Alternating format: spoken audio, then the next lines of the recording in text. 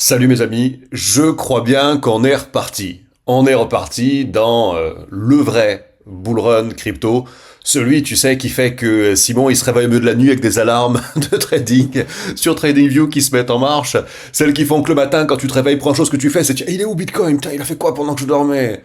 Parce que, franchement, c'est moins pire maintenant que l'hiver dernier. L'hiver dernier, j'étais en Asie, et par rapport au marché américain, j'avais exactement 12 heures de décalage. Donc ça veut dire que quand il se passait des trucs, c'était en milieu de journée pour les mecs aux États-Unis, et pour moi c'était en plein milieu de la nuit. Quand Trump il lâchait une bombe là avec les marchés partant dans tous les sens, pour moi c'était le milieu de la nuit. Et c'était franchement l'angoisse. Mais aujourd'hui, j'ai autre chose à te dire. J'ai deux choses à te dire. La première, c'est reparti. Regarde TH comme il explose, franchement, c'est euphorisant, je dirais. Mais la seconde, c'est est-ce que tu as écouté? On va revenir un petit peu dans le temps. Est-ce que tu as écouté? Ah ouais, je t'engueule comme, comme un prof à l'école.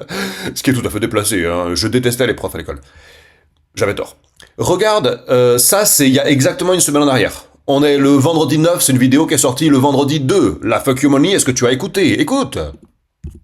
Donc moi, là, ce que je fais, au-dessus de 1830, 1840, 1850, voilà. Une clôture, si tu veux, confirmée là au-dessus, pour moi, ça vaut le coup d'acheter.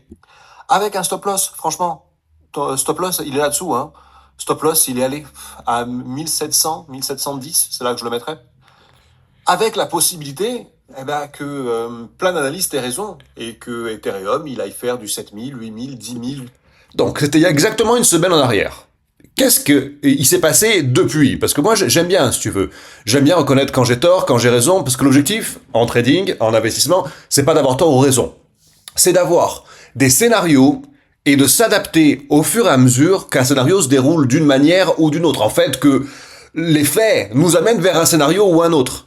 Là, ce que je disais, on était là la semaine dernière, hein, et je disais que, vu la gueule d'Ethereum par rapport au dollar, et vu aussi, surtout, la gueule d'Ethereum par rapport à Bitcoin, c'était un bon moment d'acheter. Tu vois, par rapport à Bitcoin, on était là. Au moment où la vidéo sort, regarde. On est le vendredi 2 mai, on est là. Et je te dis, que selon moi, il y a un potentiel d'explosion à la hausse. Après, cette fois-ci, la réalité m'a donné raison. Le scénario a collé à ce qu'on avait en tête avec mes analystes. Hein, c'est pas le hasard, quoi. C'est que ça avait la gueule de ça. Excuse-moi, j'ai la gueule dans le cul. Hein. C'est les vidéos du matin. Je me réveille, je suis à fond, je check tous les graphes et tout. Je dis, il faut que je leur en parle. Donc, ici, si tu avais écouté la fuck you money, tu serais en gain de, 32, 33, 34, 35%. On a beaucoup de volatilité, évidemment. Ça monte, ça descend dans la journée.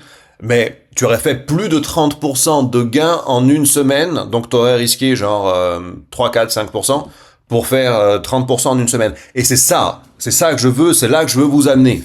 C'est prendre peu de risques, perdre peu, potentiellement perdre peu, pour dans le bon cas, dans le meilleur des cas, gagner beaucoup. C'est comme ça qu'on gagne de l'argent sur les marchés. C'est pas en ayant raison à 100% du temps. On s'en fout d'avoir raison ou tort. Ce qu'on veut, c'est quand on a tort, en tout cas quand on est parti dans un scénario qui ne s'est pas déroulé, on perd ça. Quand on est parti dans un scénario qui s'est bien déroulé, on gagne ça. Et du coup, on peut, des fois, je regarde mon portefeuille et je me rends compte que 8 positions sur 10, elles sont parties là où je voulais pas qu'elles aillent. Pourtant, je suis largement en gain. Parce que c'est aussi la chance des cryptos. En fait, c'est juste gérer son risque. Maintenant, si t'as fait le blaireau, non, parce qu'on peut tous faire les blaireaux, hein. Moi j'ai souffrant fait le blaireau dans ma vie, tu vois, donc si t'as fait le blaireau, il faut pas te dire oh non c'est fini, trop tard.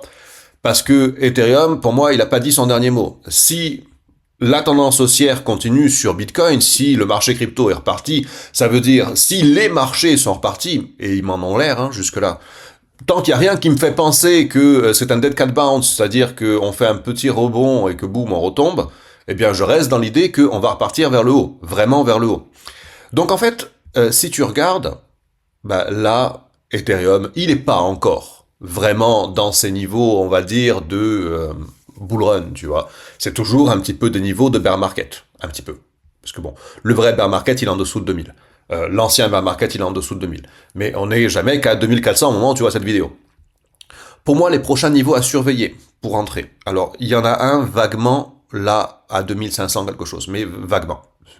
C'est pas un truc fondamental. Ah oui, désolé de mon graphe qui est dégueulasse. Je t'ai pas fait un super beau graphe bien propre parce que bah c'est le saut du lit. Et je veux te donner un truc dans l'urgence, tu vois. Je veux pas que tu FOMO là maintenant en fait.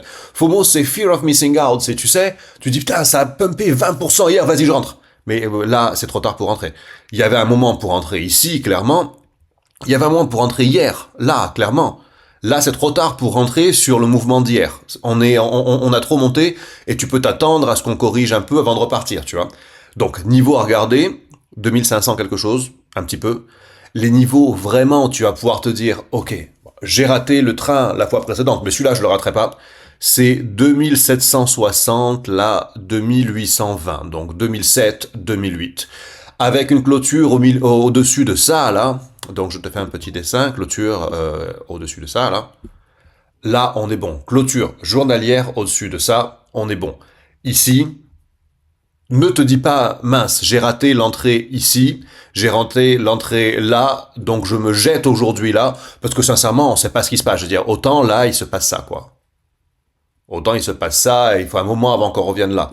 Donc toi, si tu rentres ici, tu sais pas où mettre ton stop loss, parce que là, franchement, il y a plus vraiment nulle part où mettre le stop loss. Ouais, là, à 2000, mais bon, il est loin, tu vois. Donc ne FOMO pas dedans. Si t'as raté, c'est pas faute de t'avoir prévenu. Il faut pas culpabiliser pour autant. Il y aura d'autres occasions. Je t'ai donné la prochaine occasion de rentrer. Sur ce, eh bien, que la fuck you money vous permette de vivre selon vos propres termes. Et franchement, là, elle est bien partie. À plus, à tous, ciao.